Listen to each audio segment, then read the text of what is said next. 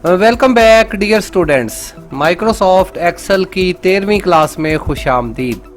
Dear students, आज की इस क्लास के अंदर हम जानेंगे कि माइक्रोसॉफ्ट एक्सेल के अंदर कैलकुलेशन किस तरह से की जाती है और इसके अंदर अहम फार्मूले कौन कौन से होते हैं और इनको किस तरह से अप्लाई किया जाता है।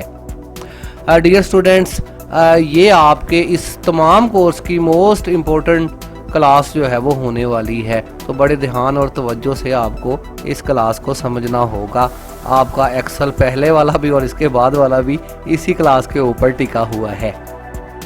तो यहाँ पर हम सबसे पहले बात करेंगे कि एक्सेल के अंदर जो है वो कैलकुलेशन कैसे की जाती है, क्या इसके अंदर हम जो है वो पुट करते हैं सही कैलकुलेशन के लिए। यहाँ पर डियर स्टूडेंट्स, फर्ज करें कि हमारे पास दो रकमें हैं, जो है वो हम छोटी रकमें लिखते हैं। मैं यहाँ पर लिख लेता हूँ 15 जमा 5। वैसे तो हमें पता है कि 15 जमा 5 जो है वो 20 होते हैं, लेकिन हम यहाँ पर इसका जवाब लेना चाहते हैं। याद रहे कि एक्सेल को आप कभी भी एक पेज की तरह नहीं लेंगे। एक्सेल का रिजल्ट आप कहीं पर भी लेके जा सकते हैं। आप यहाँ पर इसका जवाब लिख सकते हैं, यहाँ पर लिख सकते हैं, हाउएवर यहाँ पर इसके नीचे ही लिख सकते हैं, जहाँ आपकी मर्जी। तो यहाँ पर डियर स्टूडेंट्स, फर्ज करें 15 और 5 को हम जमा करते हैं, तो इसका तरीका क्या होगा एक्सेल के अंदर। याद रहे कि एक्सेल आपका सीधा सीधा कैलकुलेटर भी है, आप इसके अंदर सीधे ही जमा कर सकते हैं इनको। किस तरह से, आप यहाँ पर जो है वो किसी भी फार्मूले को अप्लाई करने से पहले बराबर का साइन ज़रूर डालेंगे। यहाँ पर जो है वो इक्वल साइन हम जो है वो डालते हैं। इसके बाद हम लिखते हैं 15 और उसके बाद जो है वो जमा का साइन और 5 और इंटर। तो जैसे ही हम इंटर करते हैं तो ये जो है वो सीधा ही कैलकुलेटर की तरह हमें रिज़ल्ट प्रोवाइड कर देता है कि 15 जमा 5 जनाब 20। यहाँ पर अगर आप देखें तो दो काम है। अगर आप एक्सेल के सेल के ऊपर क्लिक करते हैं तो यहाँ पर आपको 20 लिखा हुआ नज़र आ रहा है, लेकिन अगर आप फार्मूला बार के अंदर देखते हैं तो यहाँ पर आपको बराबर का साइन फिर 15 जमा 5 लिखा हुआ नज़र आ रहा है। इसका मतलब है कि यहाँ पर हमारा फार्मूला जो है वो पुट है। इस तरीके से हमने, लेकिन ये कोई फार्मूला है नहीं, मैं सीधा जो है वो आपको सीधा इसकी टाइप बता रहा हूँ कि कैलकुलेशन कैलकुलेटर की तरह इसमें ये वर्क होती है। लेकिन यहाँ पर फर्ज करें हमने तो इनको जमा करना था, जवाब हमारे पास आ गया है। हम क्या करते हैं, हम जनाब यहाँ पर इस 5 को चेंज करके हम कहते हैं जी 25, इंटर दबाते हैं। तो यहाँ पर हमारी ये फिगर तब्दील हो गई है, लेकिन हमारा टोटल जो हमने जमा किया था इसके ऊपर जमा का साइन भी डाल देते हैं। जो हमने यहाँ पर जमा किया था वो तब्दील नहीं हुआ। अब यहाँ पर 40 होना चाहिए था। अब अगर कॉपी पेंसिल हो तो हम यहाँ पर इसको काटते हैं, फ्लूट लगाते हैं, फिर यहाँ पर 40 लिखते हैं। अकाउंटेंट्स इस बात को समझते हैं, क्योंकि हम सिर्फ दो रकमों को थोड़ी जमा करते हैं, बहुत सारी रकमों को जो है वो जमा करना पड़ता है। अभी उसका तरीका भी देखेंगे। तो यहाँ पर लिहाजा ये वाला मेथड एक्सेल के अंदर कैलकुलेशन वाला सीधा सीधा तो नहीं चलता। अब यहाँ पर हम क्या करेंगे, क्योंकि यहाँ हमारा जवाब तो तब्दील हुआ ही नहीं, हम इसको डिलीट कर देते हैं फ़िलहाल के लिए। अब यहाँ पर हम इसको जो है वो प्रोफेशनल तरीके से समझते हैं। फ़र्ज़ करें कि हमें कुछ रकमें मिल गई हैं, हमने उनको जमा कर दिया 15 जमा 5 20। कुछ दिनों के बाद हमारा ओनर हमें कहता है कि जनाब ये जो 15 है ये 15 नहीं था, ये 17 है। हमने 15 बोरे नहीं 17 बोरे भेजे थे, यार ये गलती हो गई है। तो ये 15 से 17 बोरों से जो है वो बहुत सारा फ़र्क जो है वो पड़ सकता है आपकी रकम के अंदर यहाँ पर। और ये जो हमने 15 जमा 5 लिखा गया वो कह हमें सकता है कि जनाब ये 15 जमा 5 नहीं है, 5 लोगों को हमने चीज़ थोड़ी बेची है, हमने तो 7 लोगों को बेची है। तो अब भी जवाब में फ़र्क आएगा। तो ऐसी सूरत हाल में हम हर दफ़ा तब्दील थोड़ी कर सकेंगे। तो एक्सेल ही हमारी जो है वो मेन पावर है। तो एक्सेल को हम क्या करेंगे, ये काम हम करेंगे अलजबरा की मदद से। किस तरह से, यहाँ पर आप देखेंगे कि ये जो 15 लिखा हुआ है ये किस सेल के अंदर लिखा हुआ है, सेल का नेम क्या है। यहाँ पर हम बजाय 15 जमा 5 को ज़रब देने के हम सेल्स नेम को ज़रब देंगे, जैसा कि अमूमन अलजबरा में होता है। एक्स की पावर क्या है, यहाँ पर हम कह सकते हैं C3 की पावर है 15। यहाँ पर मतलब कि हमारा जिस सेल के अंदर 15 लिखा हुआ है उस सेल का नाम है जी C3, और जिस सेल के अंदर 5 लिखा हुआ है उस सेल का नाम है C4। यहाँ लिखा भी नज़र आ रहा है, अब यहाँ से भी पहचान सकते हैं। तो अब की बार अगर आप इन्हें जमा करेंगे तो याद रहे कि आप बराबर का साइन डालेंगे और इसके बाद आप लिखेंगे C3 इसका जो है वो आप रकम नहीं लिखेंगे बल्कि सेल का नाम लिखेंगे C3। आप हाथ से C3 लिख सकते हैं, वेल एंड गुड। या फिर आप जस्ट जिस सेल का नाम लिखना हो उस सेल के ऊपर क्लिक कर दें, यहाँ पर ऑटोमेटिकली C3 लिखा गया है। अब आप जब इसके ऊपर क्लिक कर चुके हैं तो अब जमा, अब की बार भी आप 5 लिखने की बजाय इसके ऊपर क्लिक कर दें तो हम कह रहे हैं जी प्लस C3 बराबर का साइन C3 जमा C4 के C3 को जमा करो C4 के साथ। अब इंटर करते हैं तो जवाब हमें आता है 20 और यहाँ पर हमें सेल्स को जमा किया हुआ भी नज़र आ रहा है। तो डियर स्टूडेंट्स, अब की बार फ़ायदा क्या होगा, वो कहता है जी 15 नहीं है 17 है, तो हम यहाँ पर 17 टाइप करेंगे, इंटर करेंगे तो यहाँ पर ऑटोमेटिकली हमारे पास जवाब भी तब्दील हो गया है, क्योंकि अब एक्सेल इन फिगर्स को नहीं पढ़ रहा बल्कि इनके सेल्स को पढ़ रहा है। यहाँ पर हम कोई और फिगर तब्दील करेंगे तो जवाब तब्दील होगा। इसी तरह आप जितनी दफ़ा तब्दीली करेंगे अब उतनी ही दफ़ा आपका जवाब भी तब्दील होगा। आपको खुद से जो है वो मेहनत करने की ज़रूरत नहीं है, एक्सेल आपको खुद ही जो है वो इसका करेक्ट आंसर जो है वो प्रोवाइड कर देगा। तो हमेशा जमा माइनस तफरीक करने के लिए आप जो है सेल्स को आपस में ज़रब या जमा करेंगे। जमा कैसे करेंगे, ज़ाहिर है बराबर का साइन दे के जमा कर देंगे आप। अगर आप इनको जो है वो माइनस कर रहे हैं, माइनस का मैं साइन डाल देता हूँ यहाँ पर। डियर स्टूडेंट्स, यहाँ पर हम 15 में से 5 को माइनस करेंगे। किस तरह से, बराबर का साइन देंगे C3 माइनस C4 इंटर। तो अब की बार माइनस करके हमारे पास ये जवाब आ रहा है। यहाँ पर अगर हम इन्हें ज़रब करना चाहते हैं, ज़रब के ऊपर क्लिक करते हैं, यहाँ पे क्लिक करते हैं तो अब की बार बराबर यहाँ पर कीपैड के अंदर आपके पास 1 2 के साथ जमा माइनस जो है वो सारे बटन भी मौजूद होते हैं। यहाँ से मैं इस्तेमाल कर रहा हूँ इसे। बराबर साइन C3 ज़रब C4 इंटर। तो 15 ज़रब जो है वो 5, जवाब आ रहा है 75। इसी तरह अगर हम इन्हें तकसीम करना चाहते हैं तो यहाँ पर हम जो है वो सीधा ही, आप समझ गए होंगे कि हम C3 को जो है वो तकसीम करेंगे C4 के साथ। इंटर दबाएंगे तो तकसीम होने के बाद जवाब आ रहा है आपके पास 3। अब डियर स्टूडेंट्स, अगर आपने यहाँ पर सीधा सीधा तो इनको लिखा नहीं, 15 क्या है 5 क्या है हमें नहीं पता, हमने तो सेल्स को ज़रब दी है, तकसीम किया है, जमा किया है वगैरह वगैरह। अब अगर यहाँ पर किसी फिगर को तब्दील किया जाएगा तो यहाँ मौजूद तमाम जवाब तब्दील होंगे। अब आपको खुद से जानने की ये नहीं है कि इसका जवाब क्या बनता है। अगर आप जो है वो 756 को जो है वो 75 के साथ ज़रब करते हैं तो जवाब क्या आ रहा है आपके पास, तकसीम करते हैं तो जवाब क्या आ रहा है। तो रकम कोई भी हो अब इससे फ़र्क नहीं पड़ता। उम्मीद है कि आप इसको समझ गए होंगे कि आपको क्या समझाने की कोशिश की जा रही है। तो यहाँ पर आप इनको जमा तकसीम माइनस वगैरह जो है वो कर सकते हैं। फिर डियर स्टूडेंट्स, ये चीज़ें तो जो हैं वो आपकी हो गई हैं। सीधी सीधी जो है वो किसी भी दो हिस्सों को जमा कैसे किया जाता है, दो फिगर्स को तकसीम कैसे किया जाता है, ज़रब कैसे किया जाता है, माइनस कैसे किया जाता है वगैरह वगैरह। अब यहाँ पर एक्सेल के अंदर जो एक मेन हमारा काम होता है ये होता है सम करना, बहुत सारी रकमों को जमा करना। फ़र्ज़ करें कि हफ्ते वाले दिन हमने कुछ पैसे कमाए हैं, फ़र्ज़ करेंगे ये पैसे हमने हफ्ते वाले दिन कमाए हैं, ये पैसे हमने अतवार वाले दिन कमाए हैं। ये तो सेल ही कुछ नहीं हुई ना, ये कुछ पैसे अभी भी सेल नहीं हुई। अच्छा, ये हमारे कुछ दिनों का काम है, ये हम फ़र्ज़ कर रहे हैं। फ़र्ज़ करें डियर स्टूडेंट्स कि ये हमारे एक हफ्ते भर का काम है, एक दिन ज़्यादा ही हो गया है। ये हमारे हफ्ते भर का काम है, हम टोटल करना चाहते हैं। क्या चीज़ है, पिछली क्लास के अंदर भी हमने यहाँ से सम किया था, लेकिन इसका तरीका सीधा साधा ये है कि आप बराबर का साइन डालेंगे और सम का फार्मूला ऐड करेंगे। बराबर साइन और यहाँ पे लिखेंगे SUM सम, जो यहाँ पर भी लिखा हुआ था आपके पास। सम लिखने के बाद आप ब्रैकेट स्टार्ट करेंगे।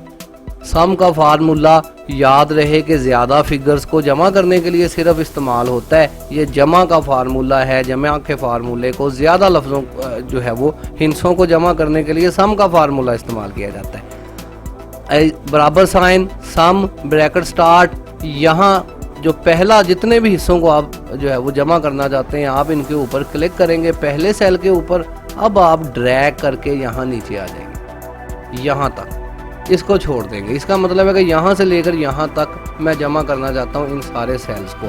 अगर प्रोफेशनल तरीके से इसके अंदर हाथ से लिखेंगे तो E3 से लेकर ये वाला साइन आप डालेंगे, E3 ये वाला साइन और फिर E9। इसका मतलब है कि E3 से लेकर E9 तक जो है वो सारी चीज़ों को सम कर दें। ब्रैकेट बंद कर दें आप, इसके बाद इंटर करेंगे तो अब आपको इसका जो है वो जवाब यहाँ पर मिल रहा है सम करके कुछ इस तरह से।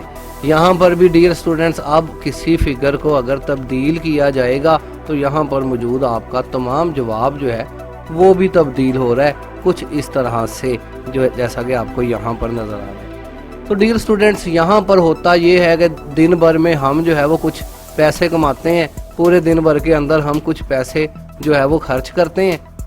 फ़र्ज़ करें कि इसी हफ्ते के अंदर हमने कुछ खर्चे किए हैं, कुछ पैसे जो है वो कमाए हैं वगैरह वगैरह कुछ इस तरह से।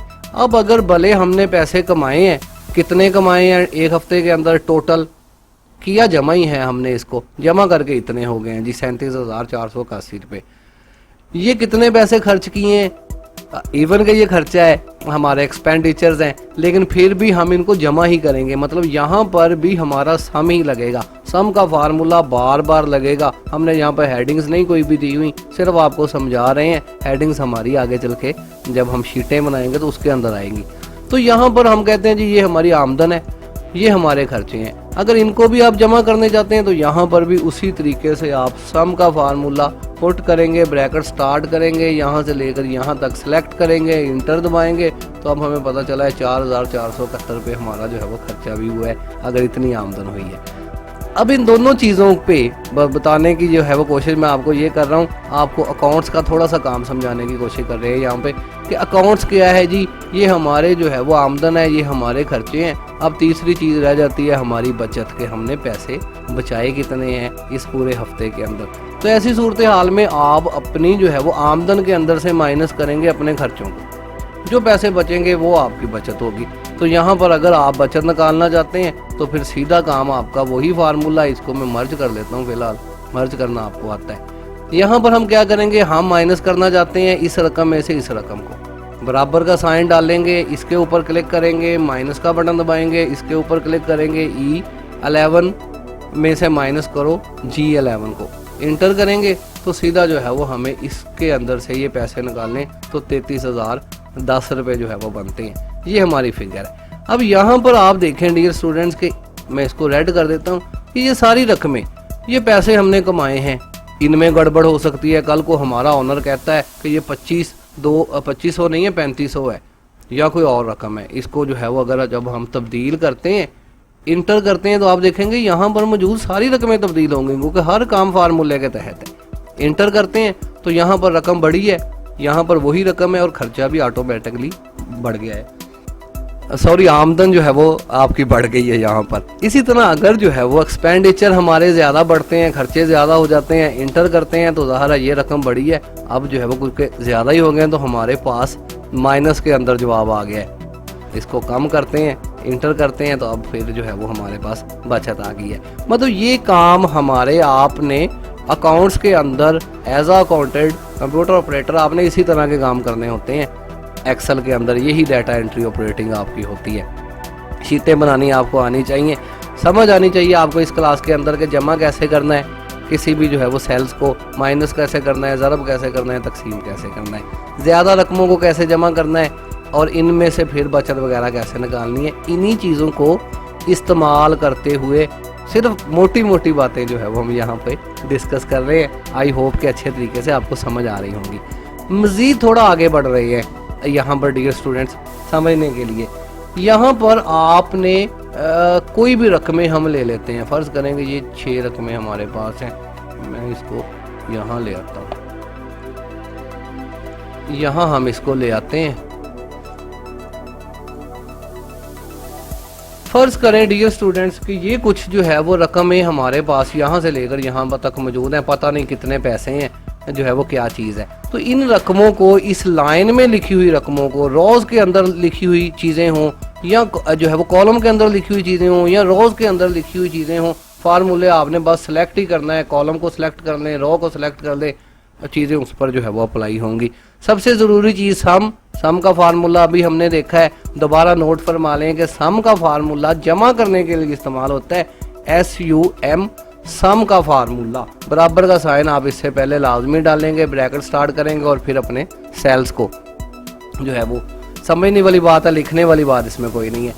सम का फार्मूला क्या है जी, किस तरह से पुट करेंगे सम का फार्मूला आपको पता ही है। अमूमन मैं जो है वो बच्चों से पूछता हूँ, लेकिन कि अब जो है वो यहाँ मैं आपको बता दूं कि यहाँ पर बराबर का साइन है, हम लिखेंगे SUM सम, ब्रैकेट स्टार्ट करेंगे, यहाँ से लेकर यहाँ तक ड्रैग करेंगे, एंटर करेंगे तो हमारे पास सम जवाब आ जाएगा कि इन अगर सारी रकमों को जमा करें मतलब सम करें तो जवाब ये है।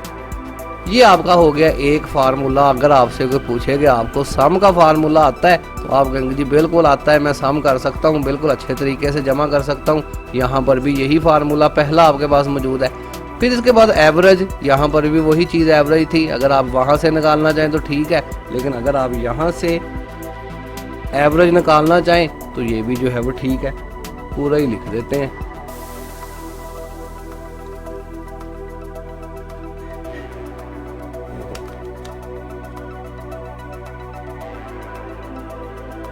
अच्छा जी, एवरेज का फार्मूला आपके पास है। अब एवरेज क्या चीज़ है, इसकी भी यहाँ पर जो है वो आपके पास एवरेज का जो है वो मौजूद है। एवरेज क्या चीज़ है, आपके पास तमाम चीज़ों को जमा करने के बाद ये 5 चीज़ें हैं, 5 के साथ हम तकसीम करेंगे तो ये एवरेज होगी। पिछली क्लास के अंदर भी हमने बात किया था कि क्रिकेट के दरमियान आप एवरेज की बात करते हैं कि यार इस एवरेज के साथ जो है वो बंदा अगर खेले मतलब कि ये स्कोर करे या इस एवरेज के साथ चीज़ें बेची जाएं। पिछली क्लास में भी ऐसे हम बात कर चुके हैं कि एवरेज क्या चीज़ होती है। तो अगर आप एवरेज निकालना चाहें तो यहाँ पर सीधा एवरेज का फार्मूला पुट करेंगे। किस तरह से, बराबर साइन उसी तरह से। इसके बाद आप लिखेंगे average, average bracket start, bracket start करने के बाद आप उसी तरह से यहाँ से लेकर यहाँ तक सेलेक्ट करेंगे J3 साइन और फिर जो है J7 एंटर करेंगे तो यहाँ पर आपके पास एवरेज निकल के जो है वो आ जाएगी कि एवरेज टोटल ये बनती है एक दिन की। इसी तरह एवरेज के बाद डियर स्टूडेंट्स आपके पास फार्मूला होता है काउंट का। यहाँ पर काउंट नंबर्स, इसको पहले भी हम चेक कर चुके हैं पिछली क्लास के अंदर, लेकिन फिर अगर आप देखना चाहें तो यहाँ पर मौजूद है। तो यहाँ पर काउंट का फार्मूला, काउंट गिनने को कहते हैं। काउंट लिख देता हूँ, कीबोर्ड काफ़ी दूर पड़ता है लेकिन लिख दिया मैंने। अच्छा जी, काउंट का फार्मूला जी गिनना है कि ये कितने लंबे जो है वो लिखे हुए हैं, कितने फिगर हैं इसके अंदर, कितनी रकमें लिखी हुई हैं, टोटल हैं कितने लोगों ने काम हमारे साथ किया है वगैरह वगैरह काउंट करना है। आप काउंट का फार्मूला लगाएंगे, बराबर साइन आप देंगे, वही आप काउंट COUNT काउंट लिखेंगे, ब्रैकेट स्टार्ट करेंगे, यहाँ से लेकर यहाँ तक आप इसको सिलेक्ट करेंगे, इंटर दबाएंगे तो काउंट हो गए। ये हमें बता रहा है कि 5 टोटल हो गया जी वगैरह वगैरह। ये 5 दिनों का हमारा काम है काउंट होके। इसके बाद आपके पास वही फार्मूलाज मैक्सिमाइज और मिनिमाइज का। मैक्सिमाइज MAX जिसको हम कहते हैं जी बड़ी रकम तलाश करना।